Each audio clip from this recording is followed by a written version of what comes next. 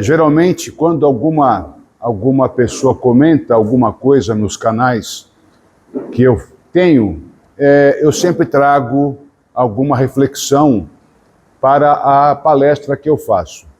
E nessa semana, uma pessoa muito deselegantemente escreveu que para ele Umbanda Molocô não existia e que essas vertentes são tudo imbecilidades e tudo mais. Bom, então eu trouxe hoje para discutir com vocês uma série de vertentes de Umbanda que existem e talvez vocês nunca ouviram falar que essas Umbandas existem.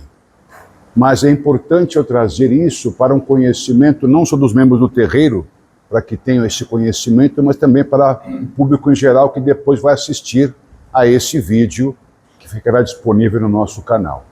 Então, quando eu penso em Umbanda, a Umbanda não é homogênea. A Umbanda praticada no Rio Grande do Sul é a mesma praticada no Amazonas? É muito diferente.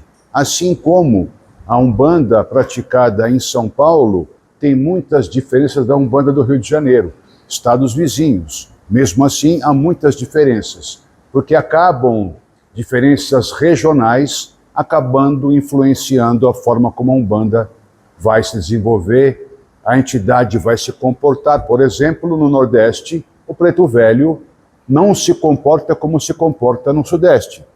No Nordeste, o Preto Velho vem em pé, é bravo, xinga, fala palavrão, dá esporro nas pessoas. Isso, para o Sudeste, é inadmissível. Como é que um Preto Velho faria esse papel, que normalmente é um papel dado para Exu, que faz isso no Sudeste. Então, as diferenças regionais também são importantes que as pessoas conheçam, porque a Umbanda não é, nunca foi, nunca será homogênea. Então existe um projeto, inclusive, para homogeneização da Umbanda, que é um projeto que está há 10 anos no papel, faz reunião para cá, faz reunião para lá, faz reunião para cá, faz reunião para lá, mas nunca dá certo, que é esse projeto de fazer uma Umbanda homogênea para o Brasil inteiro. Isso é impossível, porque, como eu falei, tem diferenças abismais entre práticas de Umbanda. Por exemplo, quando eu falo linha de baiano, é a linha do Sudeste. Vai ter linha de baiano na Bahia? E assim vai. Então, são coisas nossas. A Umbanda no Nordeste vai ter muita influência da Jurema, logicamente. Vai ter muita influência do Terecô, logicamente. Vai ter muita influência do candomblé chamado jeje, ou tambor de mina, ou tambor de crioula. Então, tudo isso faz parte do universo umbandista. Por isso é impossível dizer essa Umbanda está errada, essa Umbanda está certa. Há práticas que a gente acha estranha, mas cada um sabe onde o calo aperta e sabe aquilo que vai fazer na sua tradição de Umbanda. A primeira Umbanda que nós vamos sempre falar, como Umbanda institucionalizada, é a chamada Umbanda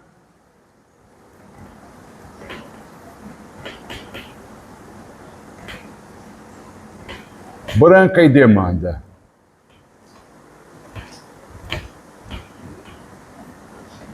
Tem outros nomes para essa Umbanda Branca e Demanda. Essa Umbanda Branca e Demanda é qual Umbanda? Do Zélio. Aquela que dizem que foi o fundador da Umbanda. Inclusive, essa semana saiu numa revista que traz matérias científicas, mais uma vez essa mentira histórica de que a Umbanda foi criada pelo Zélio em 1908 numa manifestação mediúnica do Cabo de Cruzilhadas. Isso não é verdade, não aconteceu isso, enfim, mas é a história que se conta, a história para fundar a Umbanda como mito fundante. Eu expliquei isso em vários vídeos no nosso canal. Então essa Umbanda Branca e Demanda, o branca é por quê? Porque não é negro. Simples. Porque toda a história africana tem que ser tirada dela.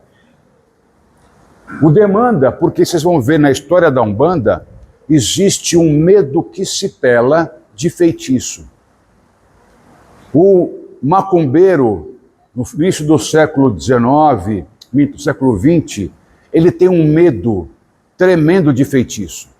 Para eles, tudo que existe no mundo de errado é por causa de feitiço, que é a demanda.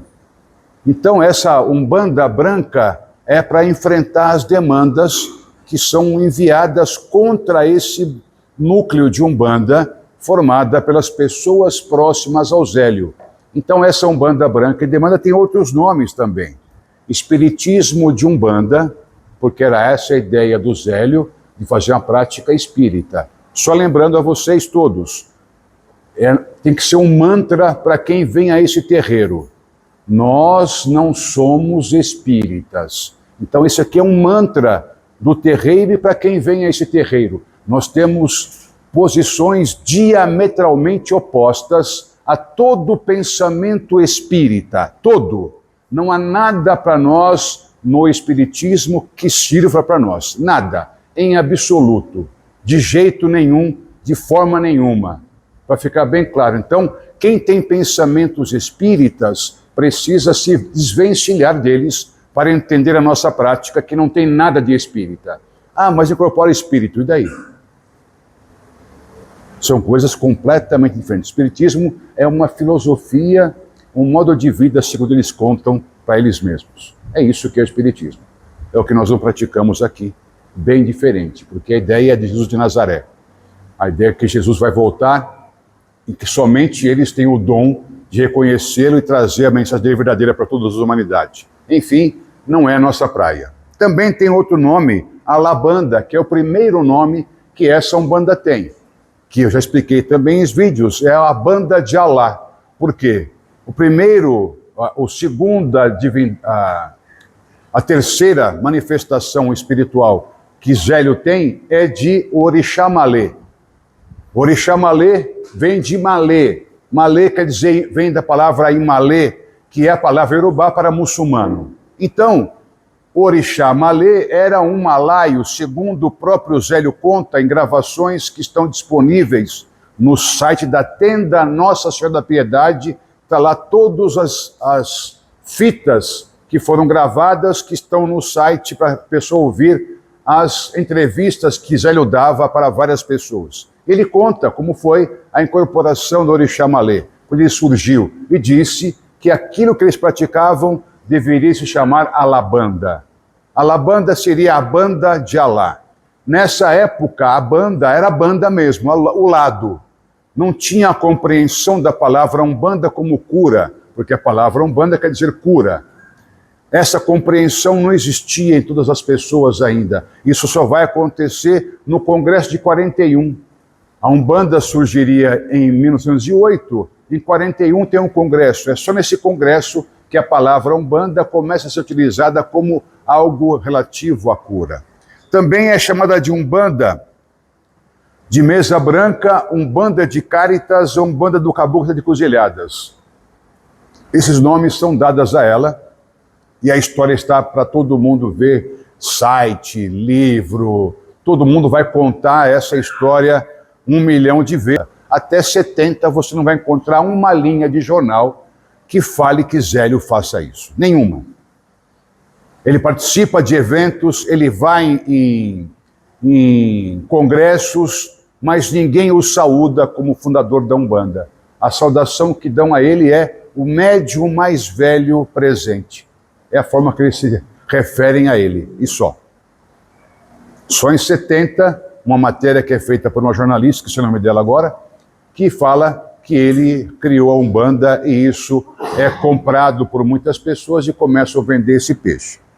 O principal foco de divulgação dessa Umbanda é o Rio de Janeiro. Vocês vão ver que isso se dá em várias outras Umbandas. Então ela sempre vai ter o foco, o Rio de Janeiro, como lugar principal de foco. Orixá. Os orixás são cultuados segundo as 7 linhas de Umbanda, daquilo que o Leal de Souza, jornalista, que em 33 escreve O Espiritismo de Umbanda e as 7 linhas. Ele vai escrever esse livro como se fosse a doutrina da Tenda Senhora da Piedade, que é o que é fundada pelo Zélio. E vai falar das 7 linhas de Umbanda. Só que é um pouco estranho, porque Oxóssi não é Oxóssi, é Euxóssi. Iemanjá não é Iemanjá, é Amanjar. E assim vai. Então, porque eles nem sabiam realmente falar sobre aquilo. Eles não tinham nenhum conhecimento sobre o orixá. Nenhum. Era um conhecimento parquíssimo sobre o orixá. No entanto, as oferendas que eles fazem para o orixá não estavam erradas. Estão de acordo com algumas tradições africanas.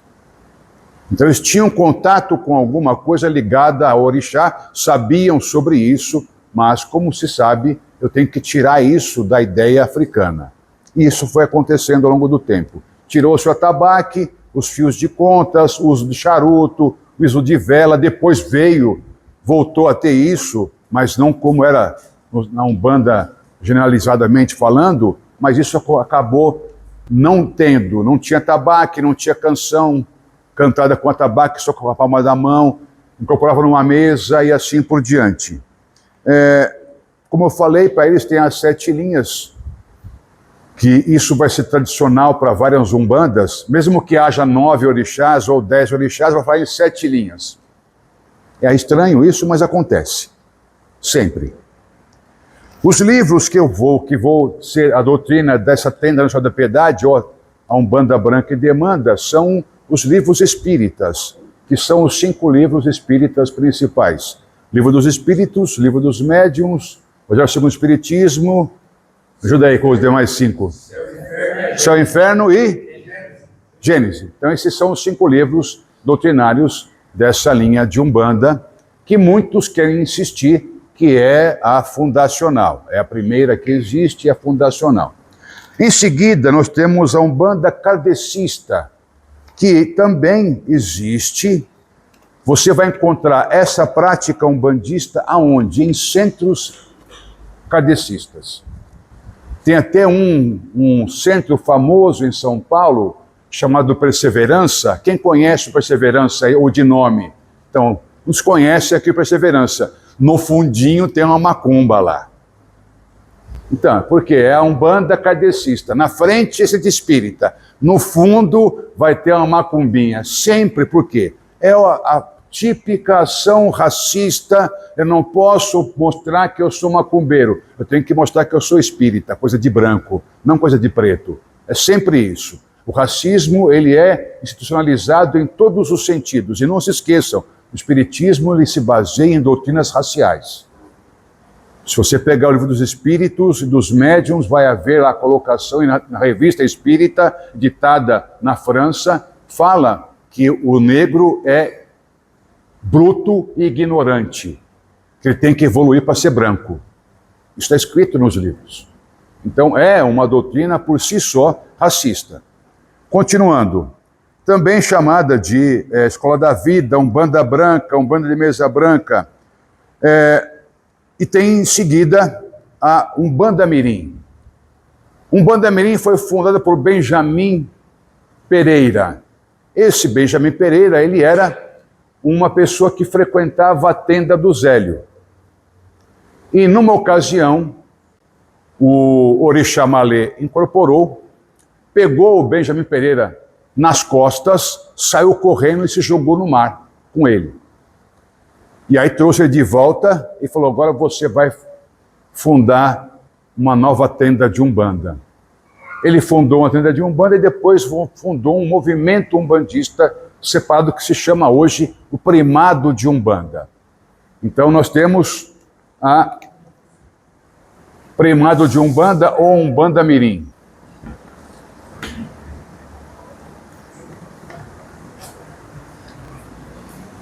Benjamin Figueiredo, não foi nem Pereira, Benjamin Figueiredo, que nasceu em 1924.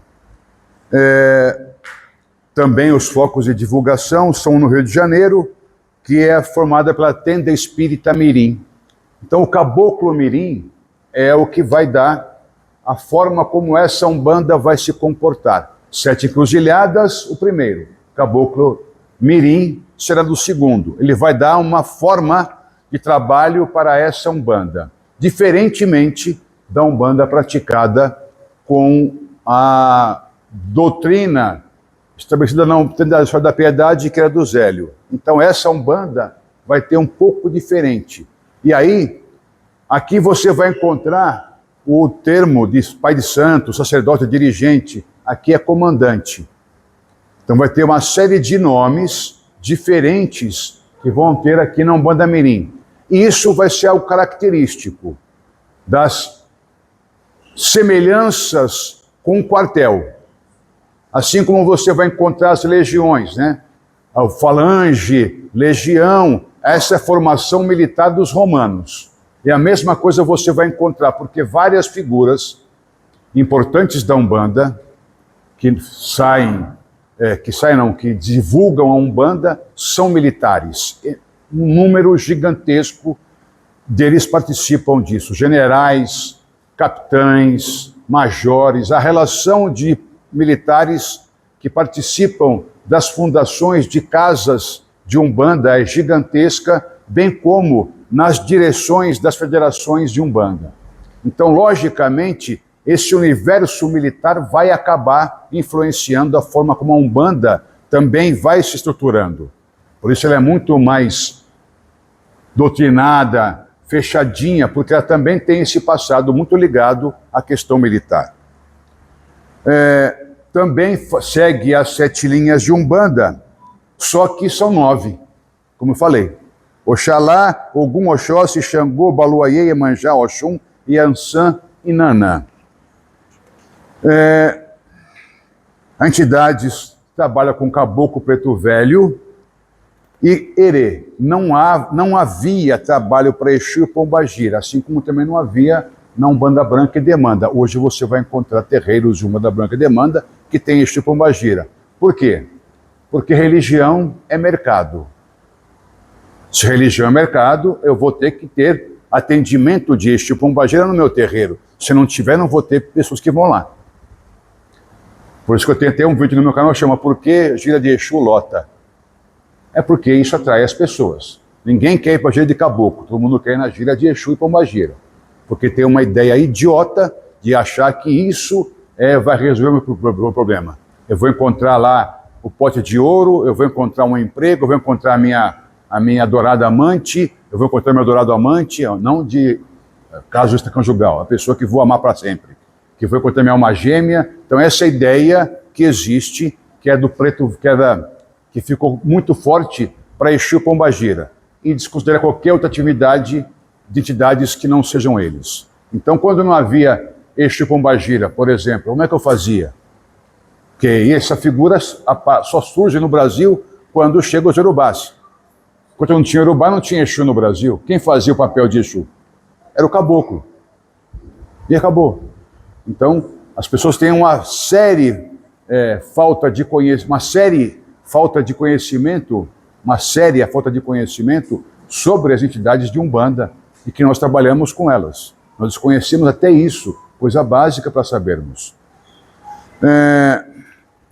Ritualística, assim como na Umbanda Branca, a roupa branca é utilizada com poucos adereços. Na Umbanda, primeiro de Umbanda, vai usar um guarda-pó, inclusive, porque a ideia, igual espírita, de que o espiritismo é uma ciência. Então, se eu sou um cientista, eu vou usar um guarda-pó, um avental de cientista. Até isso chega ao ponto de achar que eu sou um cientista espiritual e tenho que usar um guarda-pó para isso. Outra linha de Umbanda, que é uma Umbanda importante, especialmente em São Paulo, que vai se expandir para o resto do Brasil. A Umbanda Sagrada.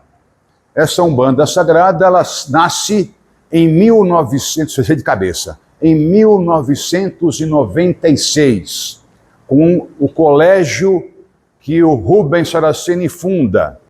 E o primeiro curso de magia que ele vai dar em 1998. Então começa a saga da Umbanda Sagrada nessa época. E fez o que fez.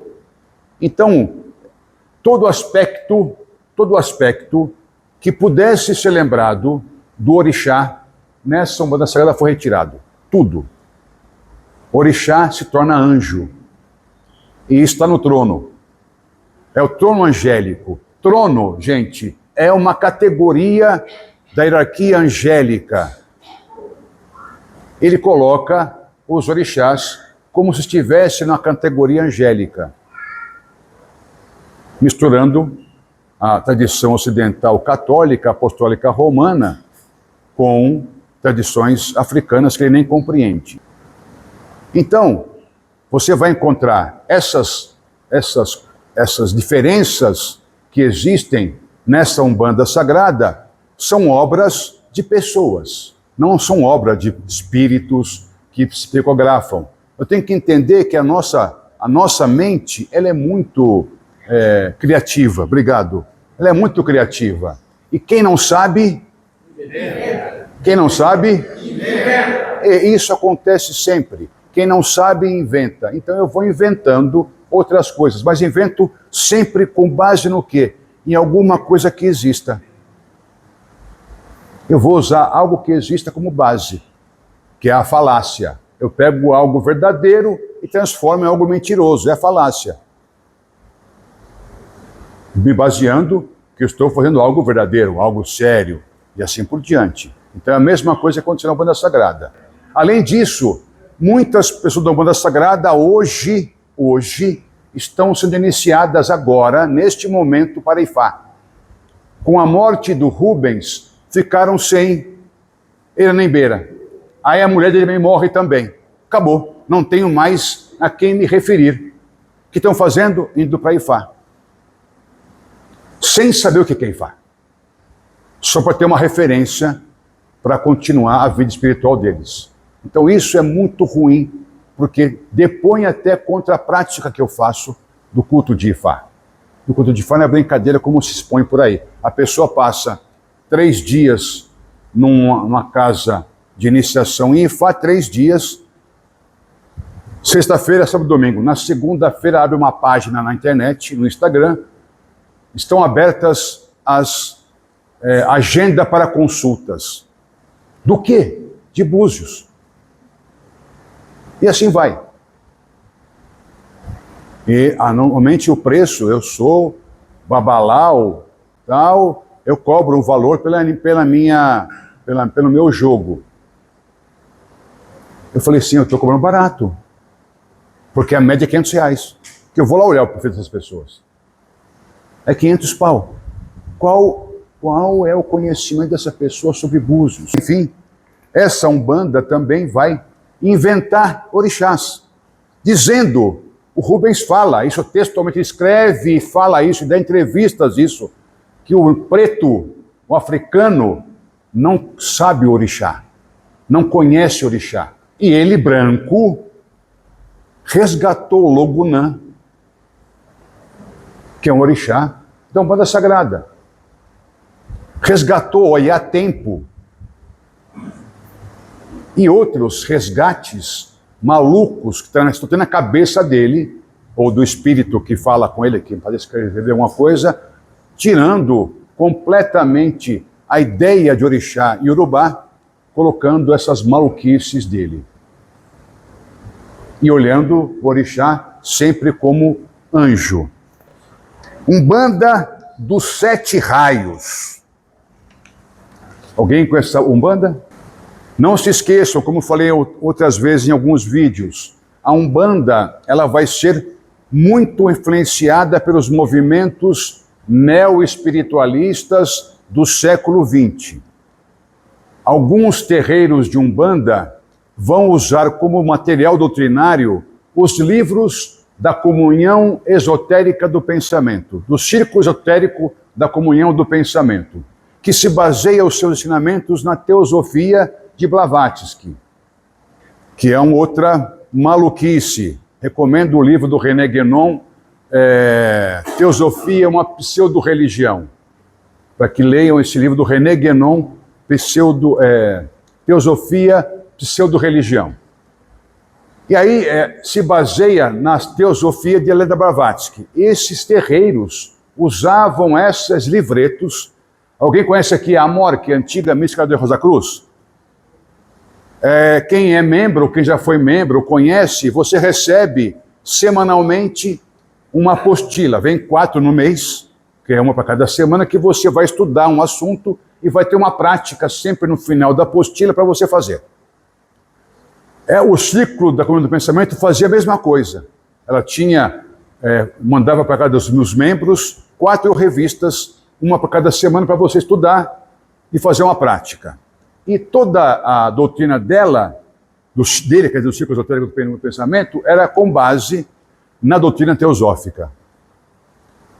E terreiros usavam essas apostilinhas como material de divulgação do terreiro e ensinamento dos médiuns.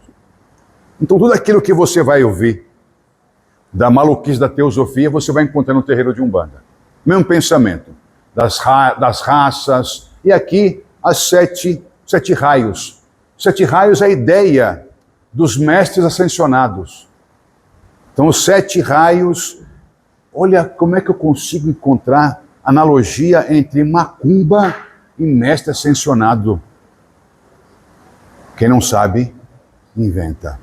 E tem que pegar alguma coisa que já existe. Então, isso é um outro problema que acontece, que tem nesta vertente de Umbanda. Quem funda é o Molubá, que também escreve um livro sobre o jogo de búzios. É um dos poucos umbandistas que falam sobre o jogo de búzios. Nós temos 3 pessoas que falam sobre o jogo de búzios na sua Umbanda. O Molubá, o Tancredo, junto com o Bairo, que escreve o livro Jogo de Búzios, e o pai Ronaldo Linares, da Federação do Grande ABC, que também tem um livro de búzios, mas é mais interno. Eu não conheço esse livro de búzios, foi ditado para o público externo. Eu sei que tem uma apostila, que são as consagrações que o médium passa.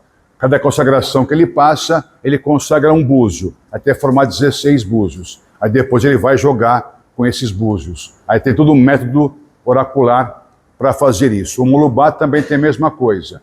E assim vai. Também usa roupa branca.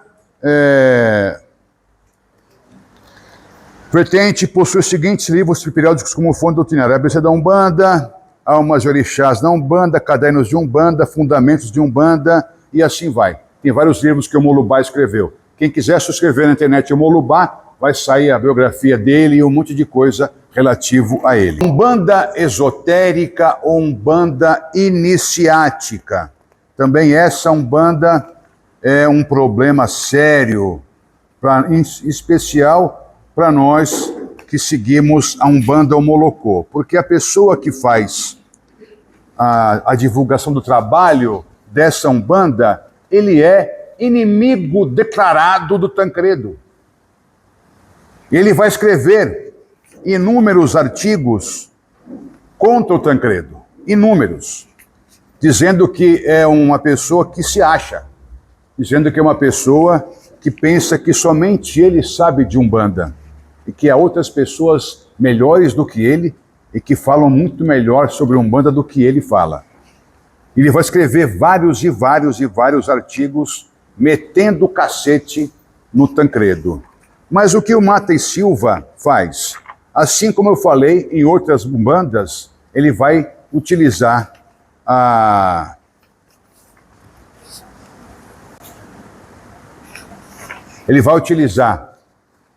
todo o conhecimento esotérico, também da teosofia, para influenciar a Umbanda. E ele vai colocar, é o primeiro movimento na Umbanda que vai colocar signo astrológico, planetas astrológicos na Umbanda.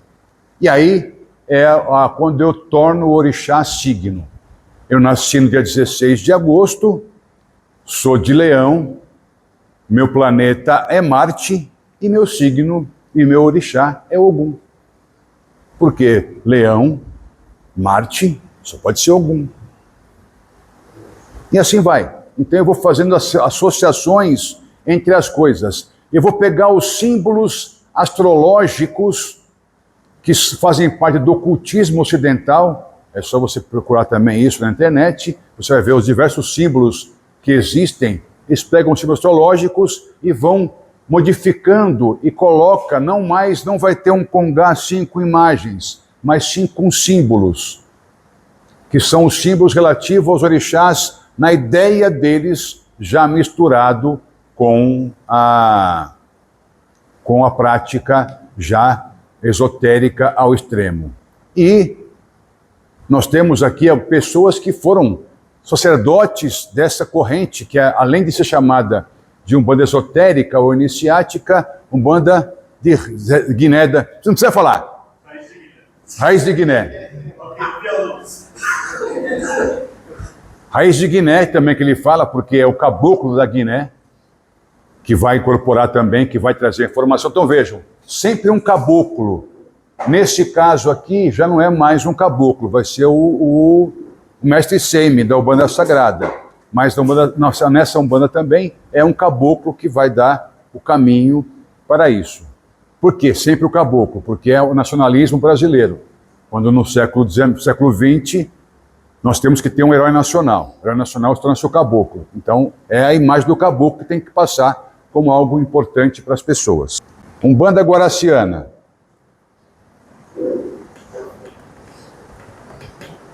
Quem é o criador dessa Umbanda é o Carlos Bubi.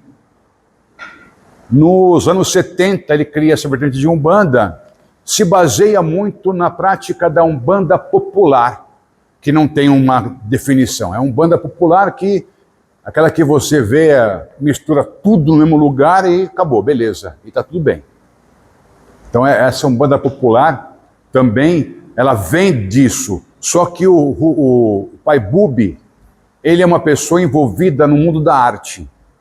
E com muitas pessoas muito importantes que são membros dessa Umbanda. E ajudam-no a montar um dos maiores e mais bonitos templos de Umbanda que existem no Brasil. Onde é que fica, gente? Em Budas Artes. Budas Artes. É um dos templos mais lindos que vocês possam imaginar.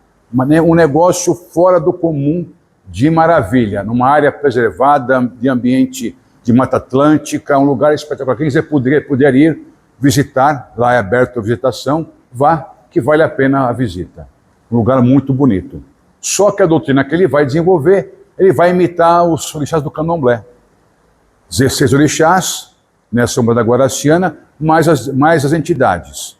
Ele também coloca mais coisas do candomblé na Umbanda. Então fica algo muito mais bonito de se ver. Então as roupas são vistosas, a mulher vai ter uma saia sempre bonita para dançar, as danças são muito bem coreografadas, os ambientes são sempre muito clean, muito bacana. Então essa Umbanda atrai muita gente, em especial as pessoas, como o Bubi era do meio artístico, pessoas do mundo artístico. Por isso, hoje, essa Umbanda tem representação em quase 30 países. É a Umbanda que mais tem gente fora do Brasil. Uma Umbanda que cresceu exponencialmente pelo mundo afora. A prática deles é uma prática que se assemelha, como falei, a Umbanda popular. Então, dança em círculo, não dança em linha, como nós fazemos aqui, dança em círculo, tem as obrigações, a pessoa vai passar pela camarinha de 3 dias, então tem uma série de rituais iniciáticos que acontecem na Umbanda Guaraciana. Recomendo que conheçam esse templo em Budas Artes. Mais um caboclo, Caboclo Guaraci. É ele que também determina como deve ser a doutrina e o ritmo dessa Umbanda. Umbanda Eclética Maior. Eu estou colocando aqui as mais. Eu leio algumas aqui, mas não coloco o nome lá. Eclética Maior.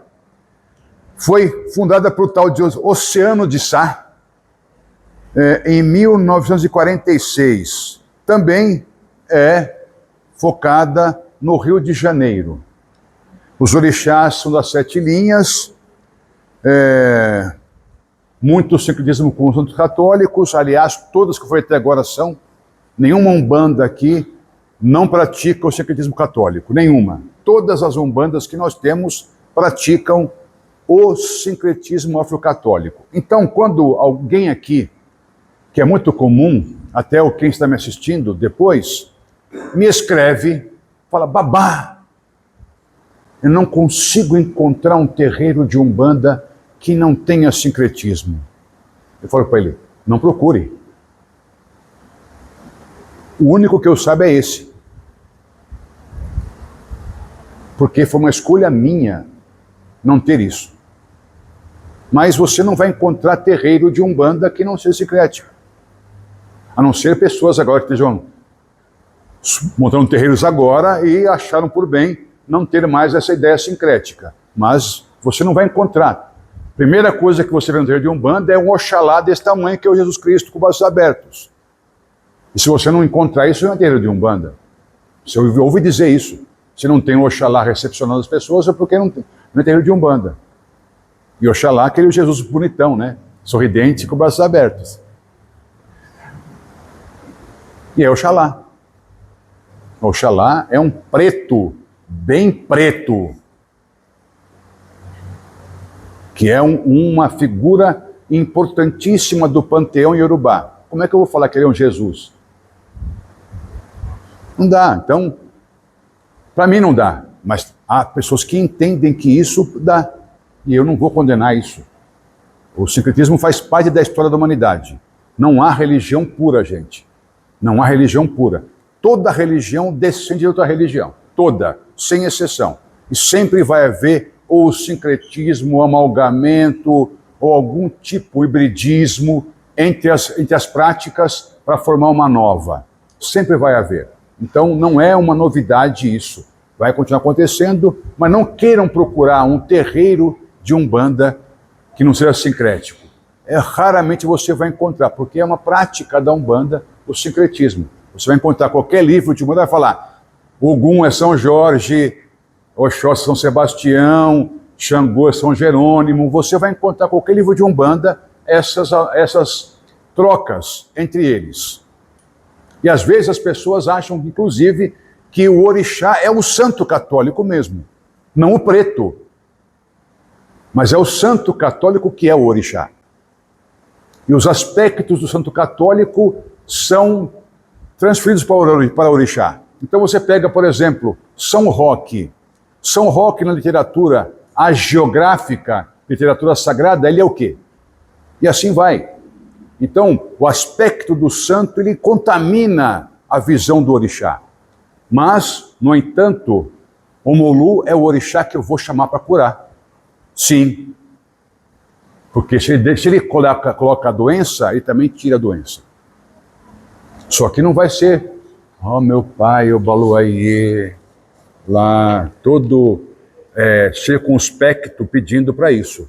Porque é um orixá que não atende dessa forma a você. É um orixá que não atende as pessoas dessa forma. É um orixá de um outro tipo de atuação. Então, se você não conhece a tradição iorubá, não romantize o orixá. Eu vejo muita gente, por exemplo, romantizando Oxum. E eu fico triste com isso. Porque Oxum é impossível de romantizar Oxum. Oxum é uma orixá violentíssima. Oxum é violentíssima. Orixá Oxum tem vários aspectos que são de meter medo no mais valente dos homens ou mulheres. Mas fica aquela periguete que é uma falsa, uma salafária que mandou a Obá cozinhar a orelha para o Xangô, uma safada, essa imagem romântica, besta que vão dar para orixá Oxum. E Oxum não é nada disso. Então, essas umbandas vão ter esses aspectos do orixá, que não é o aspecto do orixá de verdade, mas é do santo católico, que troca o aspecto do orixá para tirar qualquer ideia africana deles. Eu não posso ter nenhum tipo de pensamento africano sobre isso, sobre a ideia do orixá na sua essência. Eu tenho que colocar a visão branca, que é aceitável para o público branco.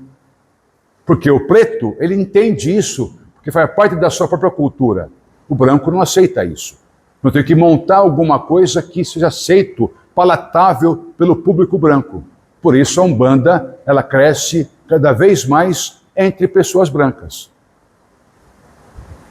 Porque ela vai se adaptando sempre ao público branco. Como eu falei, religião é mercado. Sempre vai ser mercado. São coisas indissociáveis. Eu tenho que atender o público que eu vou atender é o público branco. O público preto não faz parte da Umbanda, porque o preto não se reconhece nessa Umbanda. Então essa é a dificuldade que nós temos. Além disso, temos a Umbanda eclética maior, como eu estava dizendo, que é o Seno de Sá. Tem o trabalho Caboclo Preto Velho Herê, que é o mesmo trabalho da Umbanda Branca e Demanda, e a Umbanda Mirim. Caboclo Preto Velho Herê, só. Herê é criança, só isso. Também nessa Umbanda eclética maior a mesma coisa. A outra Umbanda, a Umbandã. A Umbandã foi uma vertente, uma dissidência da Umbanda esotérica do Mate Silva. Ela é uma dissidência específica do Mate Silva. Quem funda essa Umbanda é um discípulo do Mate Silva chamado Iapacani.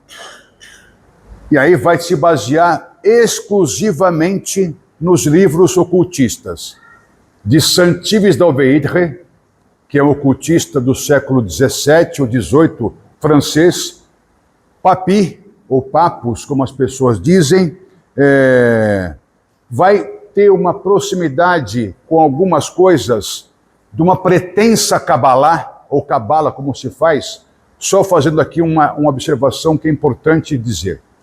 Quando eu uso o termo Cabala, que vem do hebraico Kabbalah, a palavra Kabbalah quer dizer tradição, ok? Kabbalah é uma prática mística exclusiva do povo judeu. Não é possível um não-judeu praticar Kabbalah, a não ser que ele é uma pessoa que gosta de ser enganada. Por quê? A prática da Kabbalah ela está ligada a toda a carga religiosa judaica. Quem faz Kabbalah tem que seguir os 613 mandamentos inscritos no Talmud. Ele tem que saber de cor salteado a Torá em hebraico. Ele tem que falar em hebraico, porque tem que fazer as permutações. A Guemará, Notaricon, não vou lembrar, muito tempo que eu estudei isso, já faz tempo que eu não faço mais isso. Então, são 4 operações básicas da Kabbalah, que permuta letras para formar coisas importantes para a prática cabalista. Então, o nome Kabbalah passou a se referir não à Kabbalah hebraica no Ocidente, mas a algo misterioso, algo desconhecido. E no meio umbandista do século XX, você vai encontrar o termo Kabbalah para isso. Então, quando o Tancredo escreve um livro chamado Cabala Umbandista, não é porque é a Cabala hebraica, gente. É porque é o mistério da Umbanda. É lógico que ele vai usar um monte de besteiras, porque vai se basear na teosofia, na numerologia de Papis e tal, pro livro dele, mas não é a Cabala hebraica. Porque essas pessoas nem sabiam como a Cabala hebraica era, ou a Kabbalah. Então essa Kabbalah, o termo Kabbalah é o termo que eu uso para dizer algo misterioso, algo desconhecido, algo que está em nuvens, que eu não tenho acesso, que está longe de mim, algo muito misterioso. Isso é o termo para Kabbalah. Então você vai encontrar nos jornais de época, quando o Tancredo falava, porque nós detemos a Kabbalah da Umbanda, o conhecimento cabalístico, porque era o mistério da Umbanda, era isso. Não que tinha a ver com a ideia da Kabbalah hebraica, tá ok? Tem a outra Umbanda, que é a Umpran. Essa Umpran, ela é criada por uma outra dissidência do Mate Silva, que aqui em São Paulo, pelo Francisco Rivas Neto, já falecido, que vai criar também um novo entendimento sobre a prática do Mate Silva. Então essa Umbanda também ela é depositária, uma presença depositária da tradição da Guiné. do Pai Guiné de Angola. É isso mesmo, Pai Guiné de Angola. Pai Guiné de Angola, que é o caboclo que vai trazer a informação da Umbanda esotérica para o Mate Silva. Ok? Temos a Umbanda Almas de Angola. Essa Umbanda Almas de Angola, ela é de Santa Catarina. E há também lá uma disputa entre uma vertente e outra. Uma vertente sacrifica animal, outra não sacrifica animal. E tem uma briga lá hoje, às vezes que falam mal um do outro, porque um mata bicho, outro não mata bicho. Na ideia deles lá, o abate religioso. A grande parte dessas umbandas que eu falei aqui não praticam abate religioso. Grande parte. Mas, vamos dizer, 1/3 do que eu li aqui pratica o abate religioso.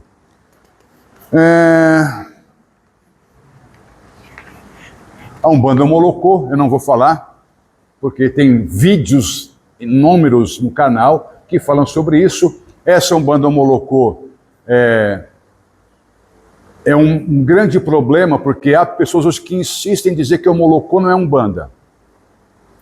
Não entendo isso. Se o Tancredo, que é o grande expoente da Umbanda Molocô, escreve mais de 30 livros, não é ele que escreve são os seus ghostwriters. Falam de Umbanda, doutrina de Umbanda, terreiro de Umbanda, só fala de Umbanda. Então como é que o Molocô não é Umbanda? Mas enfim, é o dividir para separar. Então a pessoa quer separar as coisas para ser melhor, ser mais bonito, ser mais legal. Ok, isso são questões humanas. Então o Umbanda Molocô vão dizer que o Tancredo tem ligação com uma figura histórica chamada Maria Bataió. Ela teria sido a criadora dessa Umbanda Molocô ou do culto Molocô. Mas você vai tentar encontrar a vertente história, você não encontra nada. Você só começa a encontrar alguma coisa do Tancredo para frente. Então, dos anos 50 para frente. Você não encontra nada antes dos anos 50.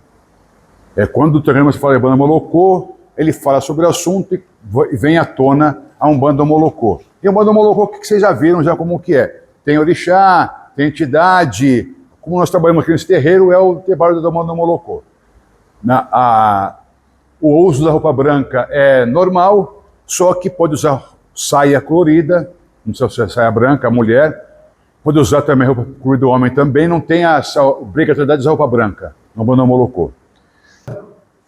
Umbanda Banto no Zejo foi fundada no final dos anos 50 em Nova Friburgo, por uma pessoa chamada Jeremias de Abreu e mais 5 filhos que ele tinha, filhos carnais, que fundaram essa Umbanda. Essa Umbanda, hoje, ela tem uma dissidência chamada Umbanda Banto Ameríndio. Ela sai da Umbanda Banto no Zejo. Tem algumas características próprias dessa Umbanda, que é o uso de uma capa, que é quando a pessoa chega no último grau de iniciação, são 6 iniciações que a pessoa passa, quando ela chega no último grau de iniciação, ela recebe uma capa com os símbolos do seu ponto riscado dos seus guias nessa capa. Ele vai usar essa capa como um sinal de que ele alcançou o último grau da iniciação. Então essa Umbanda, ela é muito forte nas serras cariocas, Nova Friburgo, Teresópolis e outras cidades das serras cariocas.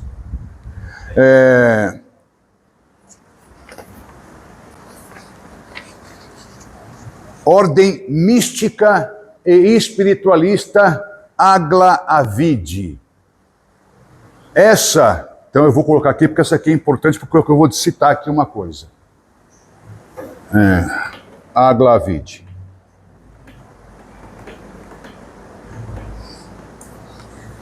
Isso foi fundada por uma madre chamada Madre Iaranaçã. Nos anos 40 ou 50 ela funda essa vertente que vai misturar teosofia, ocultismo, esoterismo, maçonaria, Illuminati e Umbanda no mesmo lugar. Todo mundo vai se vestir de roupa branca, aquela roupa que o padre usa, o balandral de padre, todo mundo, mulher e homem, vai usar aquela mesma coisa, e vai ter uma faixa que a pessoa vai usar, vermelha, ou roxa, ou azul, depende do grau que a pessoa alcançou. Então, essa vertente de Umbanda vai ter bastante força enquanto a criadora dela vive. Quando ela morre, ela acaba. Não tem nenhum... E ela foi declarada, ela foi fundada em 48, mito. Falei que não lembrava, 48 foi fundada. E em 55, ela foi declarada de utilidade pública nacional. Em razão da força que a criadora dessa vertente de Umbanda tinha, política. Tem uma matéria que ela veio para São Paulo, num evento espírita, o jornal Folha de São Paulo coloca a página inteira sobre ela. Tamanha era a força que ela tinha. Quando ela morre, essa ordem mística também morre com ela. Acaba, não tem seguidores, ela realmente desapareceu com a morte da criadora. A ordem esotérica Aglavide, a Umbanda Branca Demanda, a Umbanda Mirim e a Umbanda Molocô, por meio dos seus representantes, vão formar, em 64, a Associação, Confederação Espírita Cruzeiro do Sul. Por quê? Essas são as federações mais importantes. Federação de Umbanda, do Zélio, a do Tancredo, a do de Umbanda, essa Aglavide, vão se juntar porque surge um inimigo comum, com um livro do Frei Boaventura, que vai atacar de forma muito forte as práticas afro-brasileiras. E vai ser um furor. Ele escreve um livro sobre isso e torna um furor. E aí, em razão disso, se resolve unirem-se todas as federações numa só e criar esse colégio. É o Colégio Espírita Cruzeiro do Sul. Primeiro que vai presidir é o Benjamin Figueiredo. Vai presidir. E o vice é o Tancredo, que tem opiniões também completamente diversas do que a macumba. Só que eles vão unir forças contra um mal comum. E aí todo mundo vai começar a combater os escritos do Frei Boaventura, que são bem contundentes contra a Umbanda especialmente. Ele fala mal do espiritismo, do candomblé, mas é a Umbanda que ele mais vai atacar, porque a Umbanda é o que mais cresce no Brasil. Como ela cresce demais, ele vai atacar muito a Umbanda. Nós temos também outras Umbandas que são mais modernas ainda, como a Umbanda Astrológica.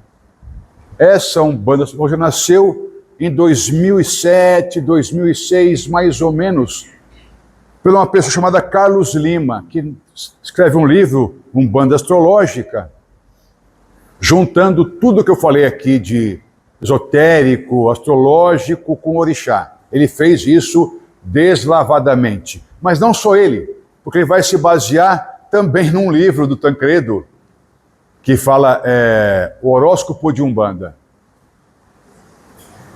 Tancredo fez merda também. Ou quem estava com ele fez merda também, ele assinou o nome. Que normalmente acontecia isso. Usavam o nome dele, que era uma pessoa importante, escreviam qualquer coisa e colocavam lá, escrito por Tancredo. Tancredo acreditava que Oxaguian é Jesus Cristo e nada nesse universo mudava a opinião dele. Para ele, Oxaguian era Jesus Cristo. E ponto. Obatala, Oxalá, era Deus. Oromilá, o Espírito Santo. E não tinha ser humano que tirasse isso da cabeça dele. Então a parte sincrética também é muito forte no Umbanda Molocô. Eu não falo que não é. Ela é muito sincrética. E essa Umbanda Astrológica é a mesma coisa. Ela também é muito sincrética. E mais também com os signos astrológicos. Então, para cada tábua planetária, vai ter um orixá. Ah, você nasceu qual dia? Vai calcular, o orixá tal é seu de cabeça, é esse, o juntó, o ancestral, tudo vai estar na carta planetária da pessoa. A outra, chamada Umbanda Iniciática ou Natural, criada por uma pessoa chamada Fernando Maiorino, que era da Associação Sirius Gaia, que essa associação parece-me que não existe mais, e essa vertente umbandista foi para uma ideia da manifestação de ETs. Então aí o Sheram Ashtaram, coisa assim. Ashtar Sheram. O Ashtar Sheram é um ET, é um ser de outras galáxias que traz informação para a Umbanda. Então, vão seguir essa ideia da Umbanda de ETs. E o orixá também é ET, nessas ideias de algumas vertentes de Umbanda. Parece-me que é assim hoje. No começo, quando ele dava palestra sobre Umbanda, não era assim que ele falava. Mas agora parece-me que ele está falando que o orixá é ET. E a Umbanda carismática, que é o mesmo princípio da Igreja Católica Carismática, que é o pensamento da festa na igreja, com bateria, guitarra, baixo. Então, você vai encontrar isso em terreiros que seguem essa ideia da Umbanda Carismática. E o carisma é a mesma ideia do carisma da Igreja Católica, é a manifestação do Espírito Santo. Só que o Espírito Santo é o Espírito que incorpora. É a mesma ideia. Mas é o carisma quer dizer, em grego, é milagre. Algo inexplicável. Quer dizer, a palavra carisma, do grego. Então, a ideia do carismático é essa mesma, que vai produzir efeitos maravilhosos, espetaculares, coisas muito importantes durante o ritual. Mas vai ter a música, e isso tem mais de 20 anos. Então, quando você vê na internet metendo cacete num terreiro que toca guitarra, tal, que isso é invenção da Umbranca. Não é não, gente. Não é não. Nos anos 30 do século XX tinha terreiro que tinha violão, que tinha bateria, que tinha gaita, acordeon, um terreiro. Não só tabaco. Se tem que ter só tabaco em terreiro é uma ideia. Não sei de onde que tiraram isso. O terreiro tinha todo tipo de música, instrumento musical, e tocava isso no terreiro. Ok? Então, esse tipo de trabalho da Umbanda Carismática, eu não aprecio. Porque o entendimento que eles têm sobre orixá, sobre tudo, é dessa Umbanda que eu não gosto de praticar, que eu não concordo. Mas é bem legal. Uma festa, o pessoal dança, pula, se diverte, e eu acho que o terreiro é isso. Terreiro é para quê? Terreiro é para ter festa. Festa. A macumba era festa. Você vai na macumba porque tinha tabaco, porque tinha toque, eu ia dançar na macumba. Você pega os jornais do século XIX, está lá macumba, vamos gemer na macumba, vamos dançar na macumba, porque a macumba não tinha o aspecto hoje de coisa negativa. A macumba era a música, a dança. Então vamos gemer na macumba. Todos os carnavais tem lá, vamos gemer na macumba, vamos dançar macumba. Macumba é festa, macumba é diversão. A higienização da macumba virou a Umbanda. Então quando eu higienizo a prática macumbística, vai se tornar Umbanda, tudo quadradinho, tudo certinho, militarzinho, falando. Então, eu tiro o ambiente festivo, porque isso é orgiástico. E para o católico, para o cristão, o ambiente orgiástico é um ambiente do quê? Do pecado. Então, eu não posso ter um ambiente orgiástico de festa. Eu tenho que ter um ambiente recatado.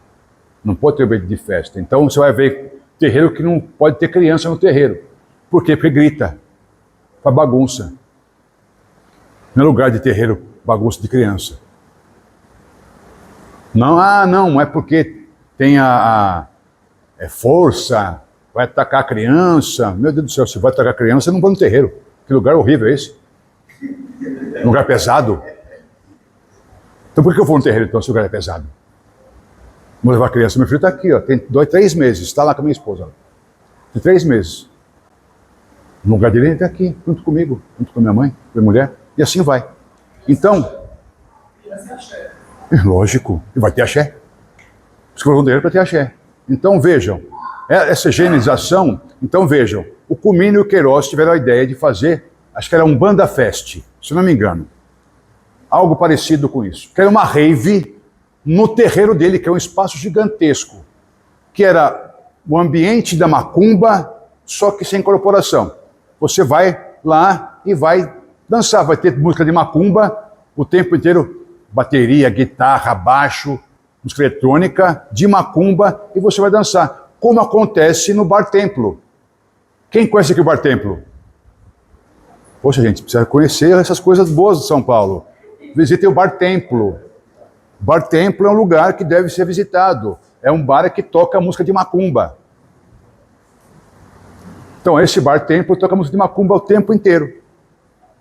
Então, para o Bar Templo pode tocar à vontade, mas no terreiro do Comino não pode. É pilantragem, não é? Tem da Casa dos Ciganos abrindo um bar também, do lado de uma loja de macumba, aí tem um bar junto com a loja de macumba. Se você pegar a história da macumba, tudo era isso junto. Loja Tudo isso junto. Os terreiros mais antigos tinham o terreiro e a lojinha do terreiro. Todos os terreiros. Era o terreiro e a lojinha do terreiro. Ah, o caboclo receitou vela, receitou banho de folha, vai na lojinha do terreiro, tá lá, as folhas, as velas, tudo lá para comprar. Sempre foi assim. Depois, com a higienização do terreiro, não pode misturar as coisas. Tudo é moderno. Por isso que eu falo, ser velho é bom. Porque eu tenho quase 60 anos de idade. Eu comecei na Umbanda em 76. São 47 anos de Umbanda. Quase 48 anos de Umbanda, ou mais. Então, gente, quando eu falo assim, a Umbanda de antigamente, eu olho para a pessoa e falo assim, que Umbanda que é essa que você está falando? Que eu vivia a Umbanda de antigamente. Então, quando fala que mudou, tenha atento, porque não é bem assim não que as coisas são. Ok? Então, muitas coisas que as pessoas criticam hoje eram comum na Umbanda antiga. Muito comum. É do dia a dia. Você pegar essa grande parte dessa Umbanda que eu falei aqui, Umbanda Bota no Zejo, Umbanda Almas de Angola, Umbanda Monte Ameríndio, Umbanda Molocô, você vai falar sobre a Quimbanda, que a Quimbanda se encontra dentro delas. Que eu sempre falei, que aqui também é a mesma coisa, a Quimbanda se encontra junto da Umbanda, não é algo separado, como se fez depois. Quem protege a Umbanda é a Quimbanda, e assim vai. Então, nós temos uma série de vertentes de Umbanda que eu tenho que conhecer para poder criticar alguma coisa. Então, se eu vou falar mal de alguma coisa, eu tenho que aprender. É igual uma pessoa que foi me corrigir no meu português. Escreveu lá, tem um vídeo chamado Falangeiros no meu canal, com G. Escreveu lá embaixo, lá, não é falangeiros, é falangeiros com J. Aí eu leio e falo assim, mas a pessoa tem a capacidade de vir me corrigir no meu canal, erroneamente. Aí eu escrevi lá para ela, olha, peguei o dicionário, Aurélio, copiei a definição de falange, de falangeiro, ó, como se escreve. Eu escrevi assim embaixo, bem sacana, né? Para você me criticar, aprenda um pouco mais. Então, tem gente que faz a crítica só pela crítica, porque nem sabe o que está falando. Então é necessário o que eu sempre falo aqui no terreiro. Macumbeiro tem que estudar. E muito, para não pagar sapo. Que pagar sapo é feio. E repete coisas que ouviu, que não são verdadeiras, repete coisas que não tem nada a ver com nada, e vai só falando besteira por aí. E a pessoa quer ser porta-voz de uma Umbanda que ele desconhece que exista. E tem, como falei, tem Umbanda para todos os gostos, todos os pedidos. Umbanda que mistura com maçonaria, que mistura com esoterismo, com astrologia, tudo que eu quero de gosto eu tenho para misturar. Então, você falar de uma Umbanda pura, de uma Umbanda isso, Umbanda aquilo, é muito difícil.